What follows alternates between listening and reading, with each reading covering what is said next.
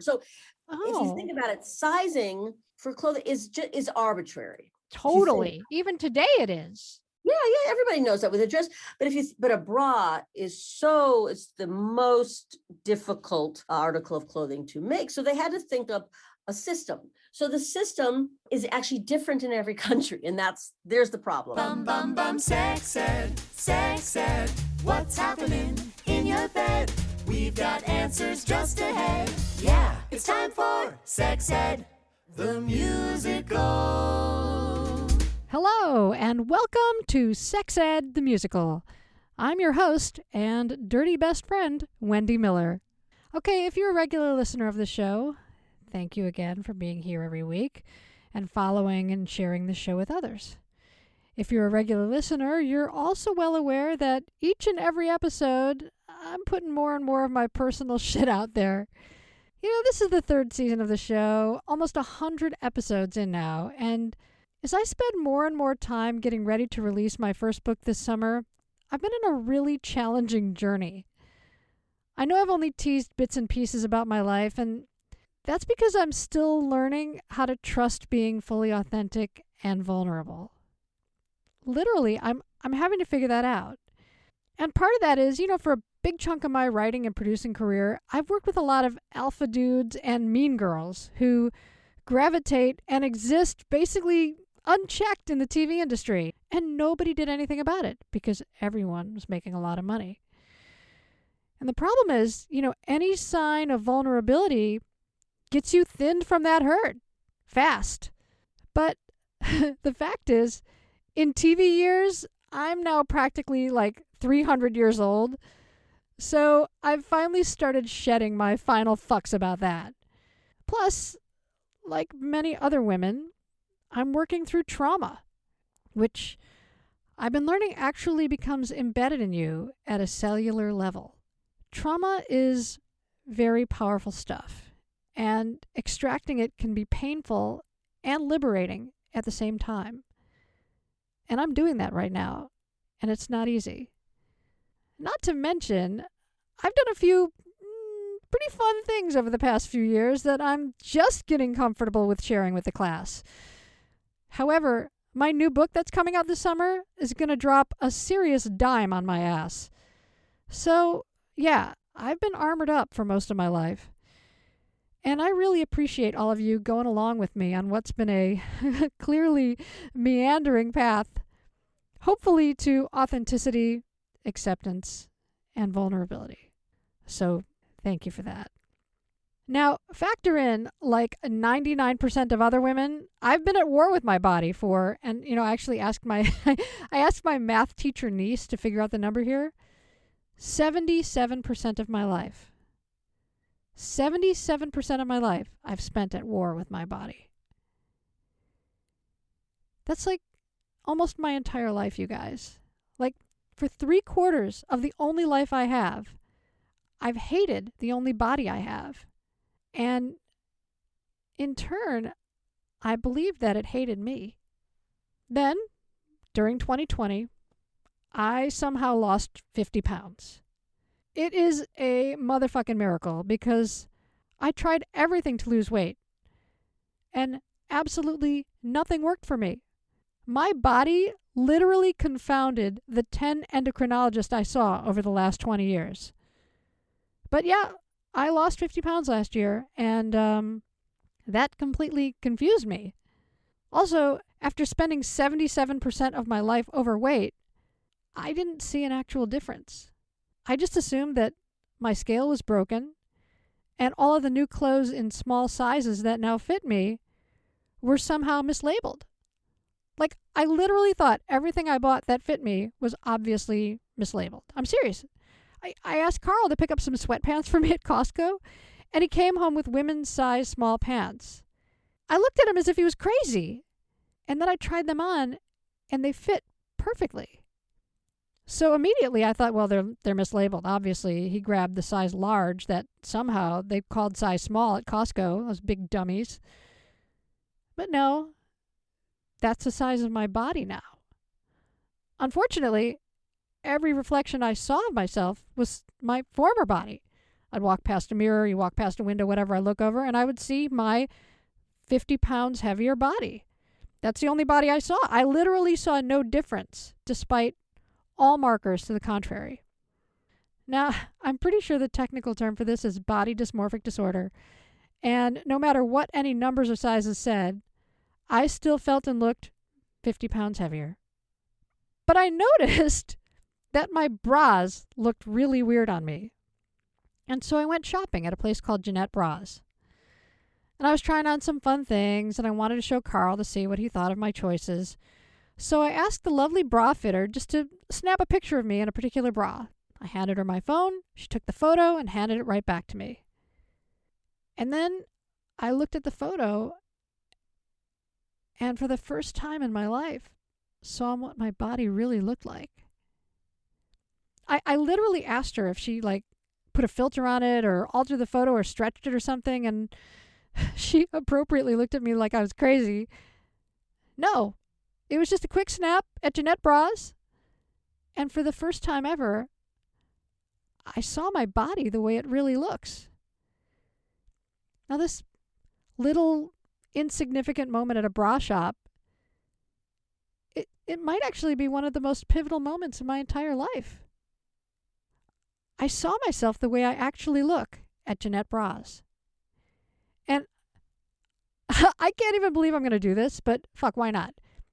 Head on over to Instagram, Sex Ed Musical Podcast, and I'll post the photo of me at Jeanette Bras. Yep. I'm available half naked on your phone right now, folks. Okay, maybe not half naked, but I'm not the type to take or distribute any type of naked pics. I have never, and I never will. But no, go ahead.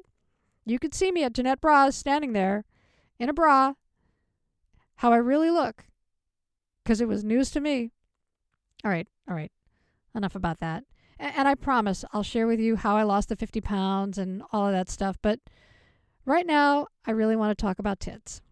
My tits, your tits, anyone's tits that are over a D cup. Because after I dropped all those LBs, none of my lady underwears fit me anymore. Jeanette Bras, whose slogan is, "Our alphabet starts at D," was started by an actress named Jeanette Goldstein. If you're a sci-fi nerd, you will know her as badass Private Vasquez from Aliens, where you're about to discover she's somehow convinced director James Cameron to film her doing some truly legit chin-ups. And it's actually one of my favorite scenes from the entire movie. She also appeared in Terminator 2 and in Titanic. Clearly, James Cameron loved her. But as all action movie actors do, Jeanette Goldstein eventually abandoned her Hollywood career to open up an eponymous high-end lingerie shop. Oh, wait a minute. Nobody fucking does that. Nobody, that is, except Jeanette Goldstein. Sit back, relax. Here's our special guest. How did a nice Jewish girl like you get into the bra business? The Jewish business. What are you talking about? Is this your family business? Because you started out as an actor. Right. No, it's not the family business. My grandfather owned a delicatessen deli in the Bronx and in LA, and my other grandfather ran the little corner store in Atlanta. My father was a doctor, and I became an actress. So we go from, schmata to the professions and then to the arts. That's the sort of, and my brother went into teaching, but my parents, they'd be rolling over in their grave if they knew that I went back to the rag trade. Well, you were in one of my favorite scenes in Alien when you're doing the chin-ups. I thought that was amazing. Were you doing those chin-ups or were you being assisted? I was absolutely doing them. Absolutely. Wow. I even said, please shoot my feet so that you don't think that there's some guy under there lifting me up, because the whole idea, there is a connection, a very strong connection with Aliens in two different ways. One is that because of Aliens and other subsequent movies, I was in the, Comic-Con signing, the conventions, and I was outside of London in a convention signing autographs in a mall. Very, very glamorous. Yeah. And that's where I discovered this store in the mall that sold bras for gals who were above a D cup. I tried these bras on and I couldn't stop talking about it when I got home on the plane ride back. And, why doesn't somebody open a store like this? In Los Angeles, it's ridiculous. Why doesn't somebody? And my my husband, in a moment he may regret, I don't know, said, why don't we do it? And he's an artist. He's not a businessman or anything. And I'm the practical one. He's kind of like the idea guy. And so he didn't realize that I just was like, maybe I'll do it, whatever. So with aliens, with the chin-ups. So the scene, we wake up, we're in these undershirts. And I thought, I usually had the vest on me in the other scenes, the gun strapped. I thought, you know what? When I'm in a t-shirt, the line, has anyone ever mistaken you for a man, is not going to work. I don't care how stupid he's supposed to be, but that's the one thing that, and it just dawned on me. I thought, hey, you know what? I can do these aside from being muscular, I can do these really difficult chin-ups that most men can't do. And so I went over to James Cameron and I said, told him that. And I said, if they could, like, I don't know, rig a bar up there, and maybe that's part of my wake up. I work out and I could be doing it. And while I'm doing it, that's when he delivers the line. And you kind of maybe it'll work. And he was like, let's do it. So there you go. Boobs have a connection to aliens. So you came up with that bit. That wasn't in the script. No, it wasn't. It just said they're waking up, getting dressed, and, Hudson says, blah, blah, blah, blah. And have you ever been mistaken for a man? And she answers, it didn't say what she was doing. No. Wow, that's amazing. At what point did you sort of give up the acting bug and decide to go tits up into the bra store? Well, it's funny. It's like, you never really give up the bug. I mean, it's like, it's a drug, it's an addiction with, being a performer and being an artist. But I understood the business. I grew up in Los Angeles, in Beverly Hills. I had friends whose parents were character actors. And, as you get older, especially women, unless you became a fabulous movie star and had access to a fabulous plastic surgeon, especially as a character, things get, less auditions as you get into your 40s. And I was, writing, going to do the transition into writer. I directed a short film. I was teaching acting classes, the things that you do. But no, I mean, as far as running a business and doing this was just a complete out of left field, completely. And I realized it was weird that business was really creative.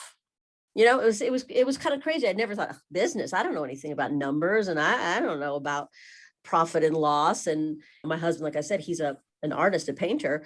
We discovered that, creative people, actors, artists, dancers are actually very good business people. I've never heard that before in my life, actually. No, it's true. It's true. We're told that.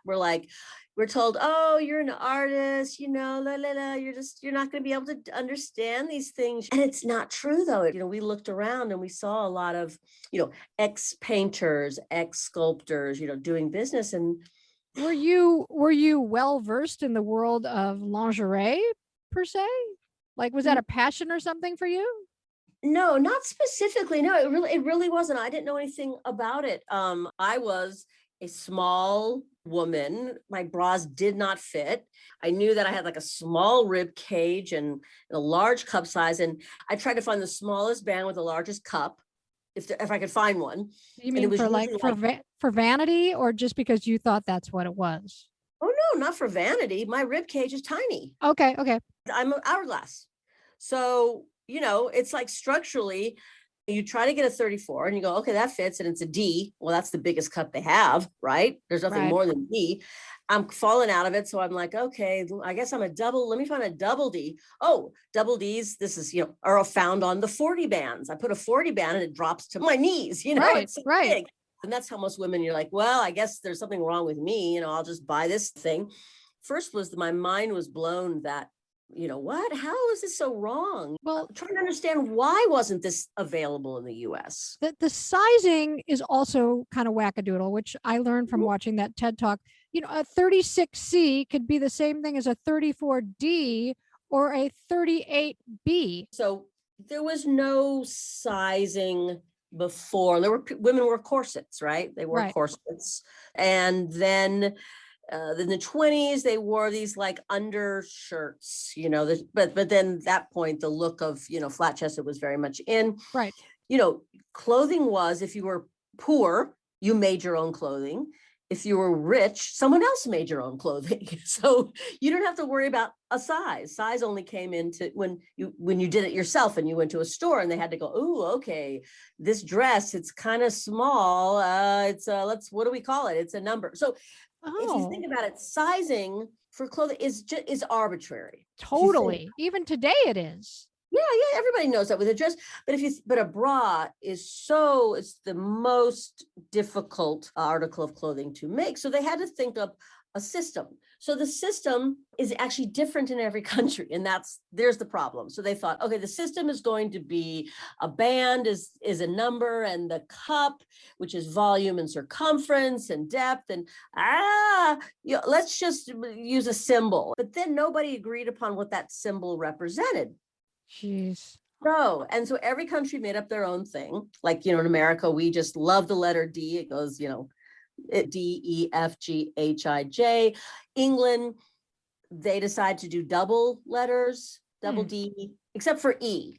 Don't ask me why. And they skip I. Don't ask me why. Oh, boy. It's so crazy. That's why, and here's obviously it's a little commercial for bra fitters. You want to go to a bra fitter because she knows the stock, all the different brands, and all the different bras have different patterns. So when not to mention every woman's is shaped differently. Yeah. She's looking at you. She's looking at your shoulder width. She's looking at your torso. Of course, she's looking at your boobs, but where are they sat? Are they full or on the top? And then also in her mind, she's thinking about all the brands. Okay, Simo Perel. Okay, this 32 though, the elastic they use is a little more generous, so it really fits more like a 30. And she's doing all of this computation in her head, trying to match the object to you. Right. And then the fun is, you put it on, and then every woman is like, that I love how that looks. Another woman goes, ugh, that's really grandmothery. I mean, it's all, relative. So yeah, it's funny. If you scratch the surface of any bra store, any manufacturer, any rep, no matter what country they're from Morocco, from France, from Brazil, they will be Jewish 9 times out of 10. I kid you not. What? Don't ask me why, but Jewish women and Black women have the largest breasts compared to their rib cage. Really? Yeah, I mean, I can tell you all day, all night in Los Angeles, it is Jewish and Black women that come to your store. Oh yeah, absolutely. So, that's blowing my mind. I mean, it makes perfect sense. Here's my experience. And I could talk everybody through this because I recently did it. So I have a very curvy body. I am Jewish, so I check off one of those boxes. And I have a very curvy body. I always have, hourglass figure. However, over COVID, I lost 50 pounds. Oh, wow. So none of my bras fit me anymore. I was just wearing a sports bra for most of the time anyway, because why wouldn't I? But I had to go somewhere and I had to wear like a grown-up bra, and everything looked ridiculous. Nothing fit me. Everything just looked terrible. And so I went to the mall. I'm not going to name the store, but I went to the mall at a place that I know that they do quote unquote fittings. Now, I wasn't going to go to Macy's or any place where you're kind of getting lucky if you can find someone working there. I wanted to go to a bra shop. So I went to a bra shop at the mall. And the woman was lovely. She took out her tape measure and she said, okay, you're a this and a that. And then she gave me a couple of bras, and I went in the fitting room and they were all horrible. She literally measured me and then handed me these bras, and nothing worked. And I was completely despondent and upset. And my husband, who knows you, Carl, said, go to Jeanette Bras. And what I love about your store is that, what is your slogan? The alphabet starts at D. Right. Just like my college transcript. So I made an appointment. It was very fancy. And I showed up and there was this lovely woman there. It was just the two of us. And I went back in the fitting room, and she said, okay, take off your shirt and let me just see you in your bra. And I said, well, it doesn't fit me right. She goes, let me just see you in your bra. Just stand there. And I'm like, okay. And so I'm standing there in my sweatpants. She takes a look at me and she's like, okay, turn around. Okay. And then she walks away. And I'm like, wait, what's happening? She's not measuring. What's going on? What's happening? She comes back with just like various and sundry different bras, and they all fit me. And it's crazy. And some of them are maybe a little, this, and she's like, come on out, let me see that. And it's not an invasion of privacy. It's not weird. It's like anything. And she's like, no, these straps, well, let me see. Yeah, no, that's good. How does that feel? And I mean, it was like the most amazing bra shopping experience I've ever had. And at one point, I wasn't even looking at the sizes of these bras because, like you said, it doesn't matter. It's No. all sort of arbitrary. It could have been size blarg crab. It's like Right. nothing mattered. And Right. so I had her take a couple of pictures of me to show Carl to see what he thought. And I bought 2 bras there, which are spectacular. And it was the best bra shopping experience ever. Because if you are a curvy girl, you're not going to really have too much luck walking into Target or something and just buying a bra off the rack, unfortunately. Yeah. It's funny, before I opened the store, I used to say, if you don't have the budget to spend your money on a good bra, now our bras are more than they are priced at Target. Yes. But I would, though, send them to Target. I said, until you save your money up, buy them there. You should be spending $15 on that quality. Don't be spending $60 on something, save it up. Our bras, they started around 80, but I would say 150 sort of what you want to spend. It's like a good pair of shoes, running shoes, let's say. But I don't know what store you went into the mall, but it's really important to go to a store that carries, it's multi-brand. Unless, of course, you've found the brand that works for you and they have their own store, and then you're good. I'm an inherently frugal person. And so when COVID started and I just needed some bras that were just, it's like sports bras, I posted on this group that I'm in and I said, hey, does anybody, recommend a sports bra? I just want something, for now. And some people, there's either like the MLM things where they're like selling bras, and other people are sending me these links to things like $85 for a sports bra and like $70. And I'm like, what the fuck are you talking about with this? And so I just went on Amazon and I bought 2 that had front hooks, racer back, basic cotton, whatever, so inexpensive, under $15. And Right. I've been living in them for the past year. But I don't understand why some of these sports bras were $70 or $80. I mean, that seems kind of ridiculous. I look at the quality that I got from Jeanette, and I mean, well, I can tell you why a good sports bra, like our sports bras, first of all, the people who make them, the workers are paid well. I mean, if you're buying anything, any piece of material that is made by a woman, hunched over a sewing machine and sewing it. So if you are paying, every seam is somebody doing that work. So that's the first thing, labor practices with all these companies that we know. Materials, sports bras, my God. I mean, walking around in the house, that's fine. But sports, if you're going to be running or bouncing, that is a highly technical piece of clothing, and you want to contain your breasts. You don't want to compress them. You want wicking material. You want antibacterial. And again, if you are an A cup or a B cup, you're not going to need that sort of equipment. If you are over a D cup and you're running, you want to spend what really it's worth. So, it's just funny what people feel what something should cost, and it's just what you're used to. You will know that you can't afford something, but that doesn't mean that it shouldn't cost that. Right. I mean, things are worth what you're willing to pay for them, actually. That's the difference between buying something and what it costs to make the actual garment. One of the reasons why you have a good experience in a store that gives you really good service is that they train their people, they're experienced, they pay them well. And that cost of doing that also, goes into the product as well. Everything that, you experience goes into the cost of what doing business, as I say. I definitely felt that being in your Burbank store and working with this woman who I'm telling you was like the boob clairvoyant who literally had me locked in immediately, was worth every penny, because I walked out of there feeling fitted, feeling that I dealt with professionals at the highest level, and feeling like I got 2 really, really nice bras that will last a long time.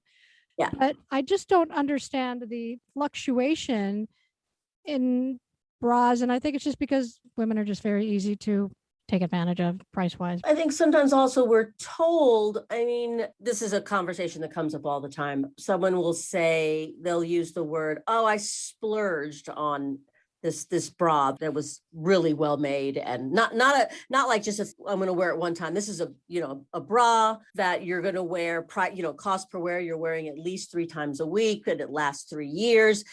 But she used the word a splurge, and I was thinking about that. I thought, what does splurge mean? Splurge is like, oh God, I'm just a silly thing, and I'm spending a lot of money, and it's really silly. Well, Wow, that's really this idea that if you're buying something for yourself that's beautiful, it's kind of nonsensical. but let's unpack that for a minute, because men's clothing is less expensive and better made.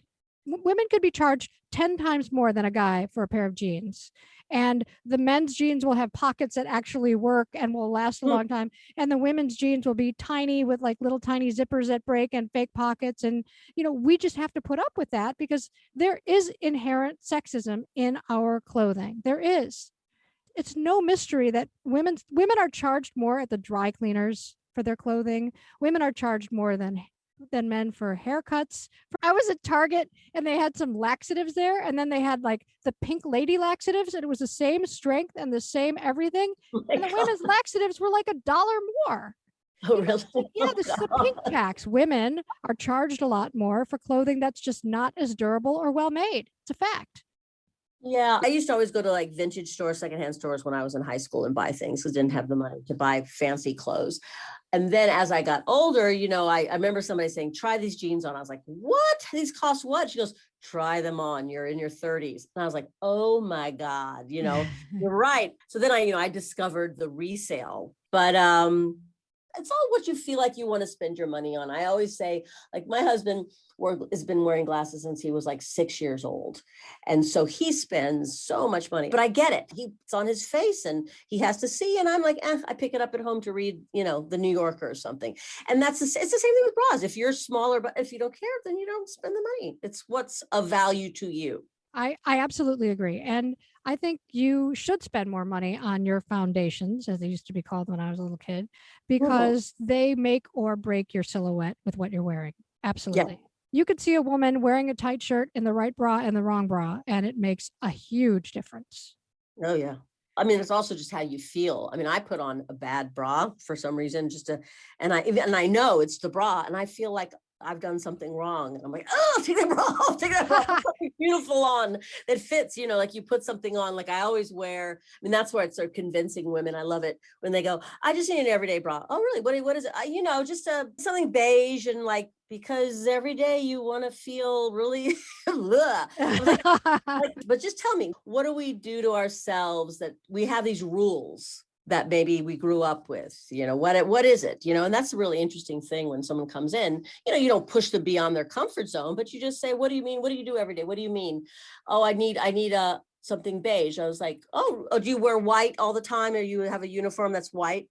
No. I was like, oh, so you could wear red if no one's, oh yeah, you're right. Yeah. And you feel sexier when you're wearing sexier lingerie. I mean, you just do. Mm-hmm. So how many stores are there now? How many stores do you have now?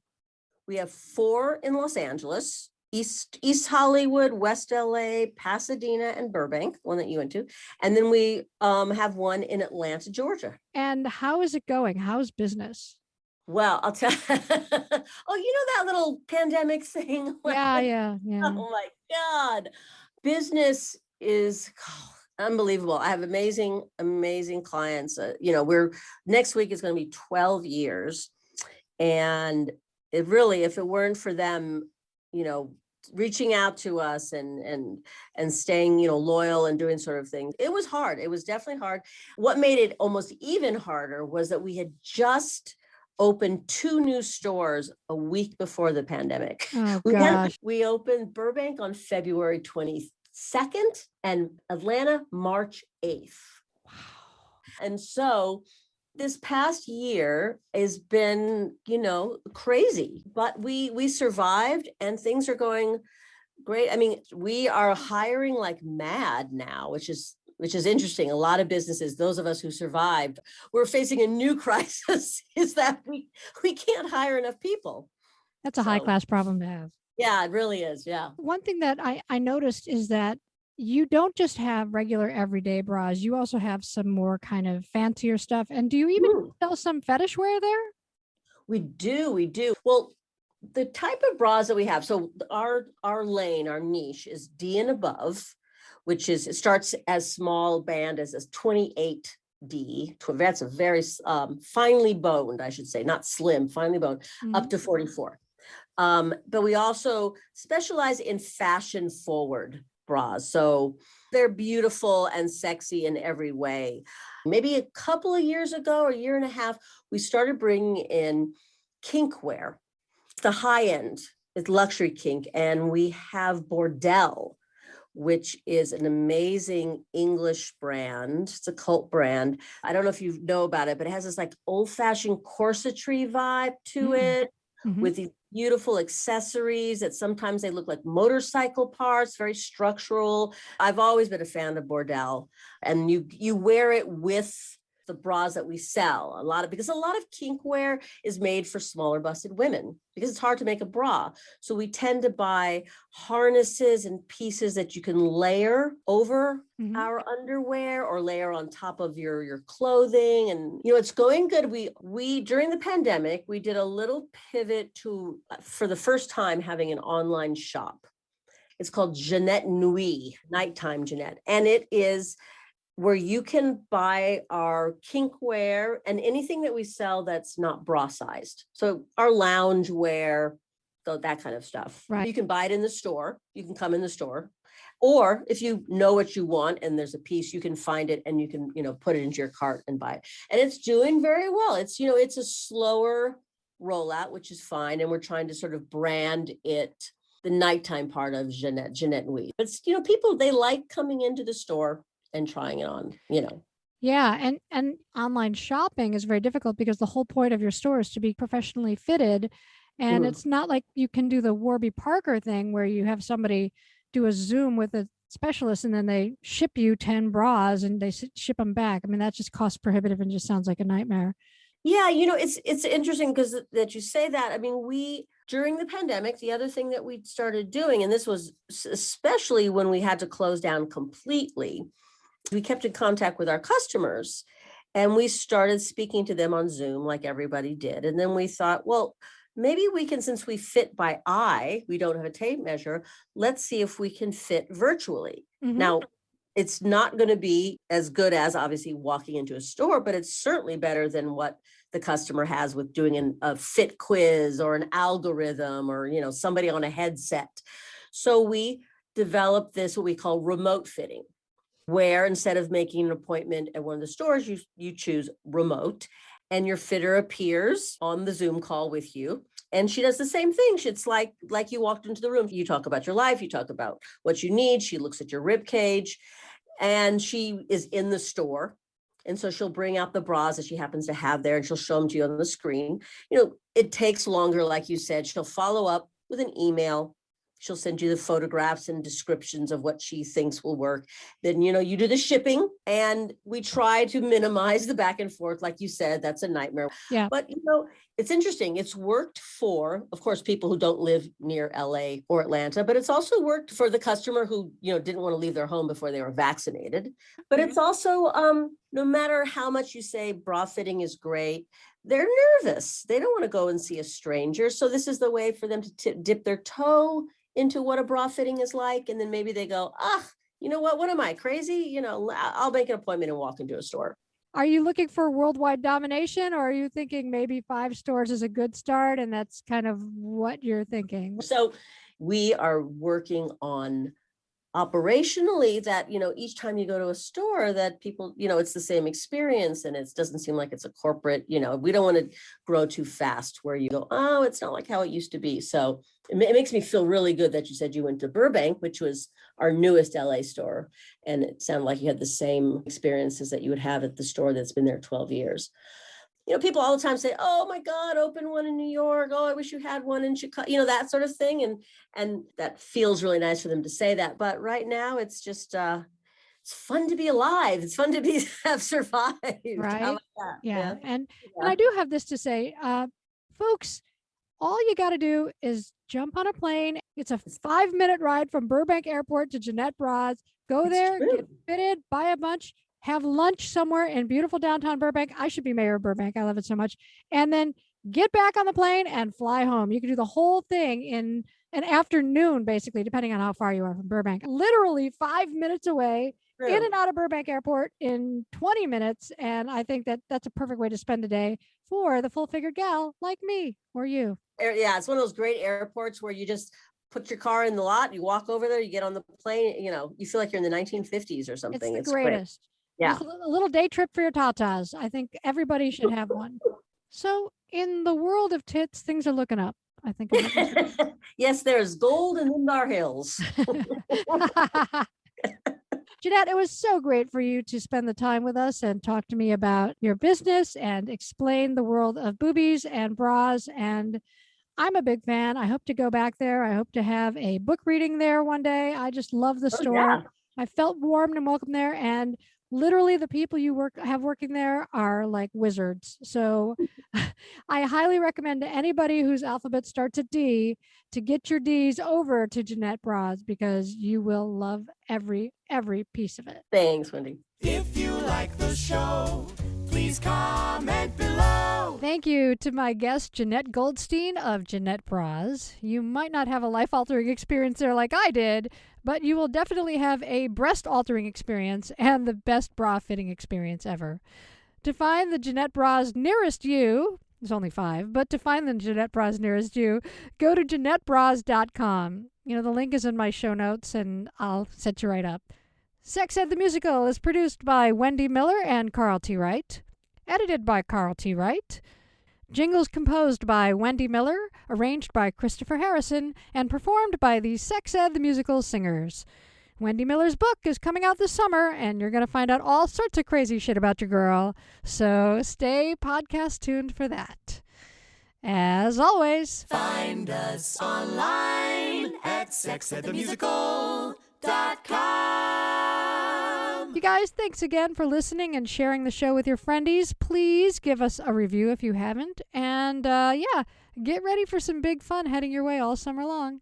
See you next time. Bum bum bum, sex ed, what's happening in your bed? Yeah, sex ed, the musical.